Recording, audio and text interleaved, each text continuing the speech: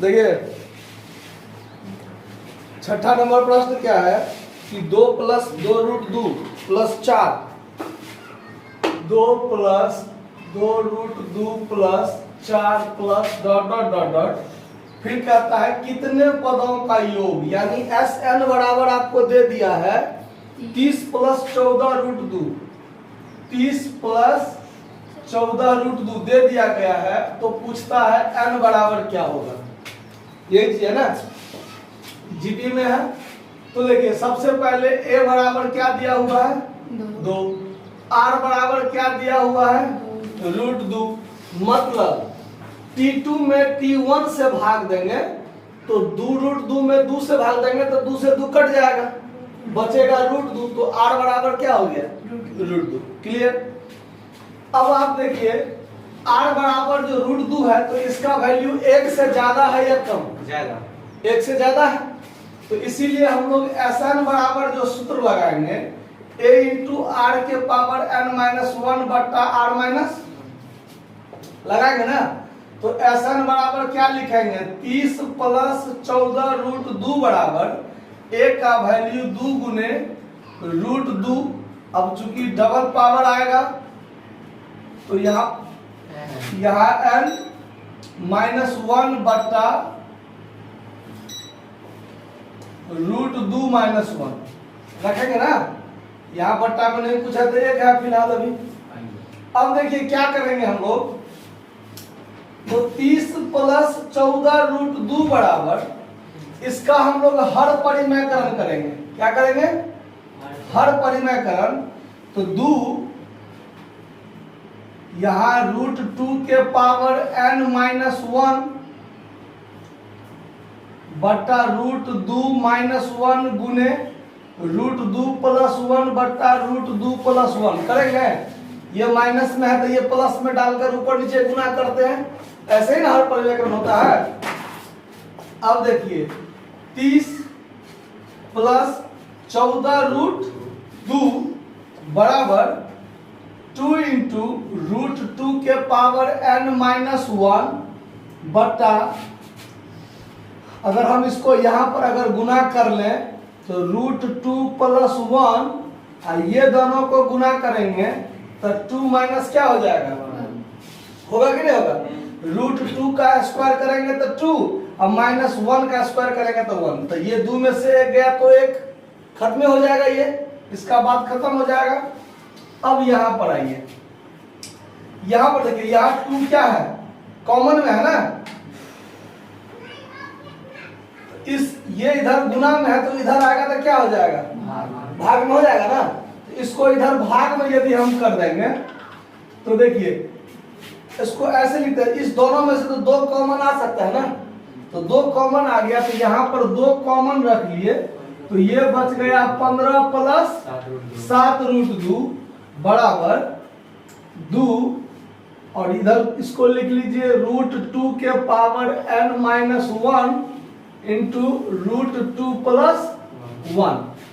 ये 2 से ये 2 क्या हो जाएगा कट जाएगा, बच गया आपको 15 + 7√2 बराबर, अब इस दोनों को गुना कीजिए तो √2 के पावर n गुने √2 + 1, अब -1 कॉमन लेके गुना कीजिए √2 + 1 होगा ना। 15 + 7√2 बराबर √2 के पावर n और √2 के पावर यहाँ 1 है, नहीं कुछ है तो है ना, तो यहाँ √2 के पावर n प्लस क्या हो जाएगा होगा ना, इसको कीजिए तब प्लस में क्या हो जाएगा √2 के पावर n, फिर यहाँ पर माइनस कीजिए तो माइनस में √2 और माइनस, देखिए अब क्या करेंगे तो ये जो 15 है ये एक इधर माइनस में है तो इधर प्लस में ले आइए,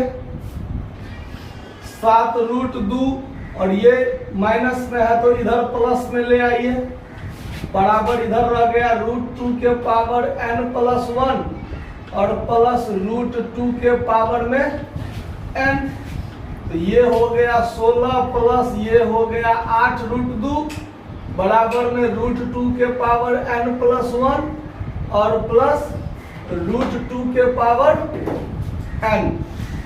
ठीक है, इतना है ना। अब देखिए इधर यहाँ बीच में प्लस है और यहाँ भी बीच में क्या है, प्लस है।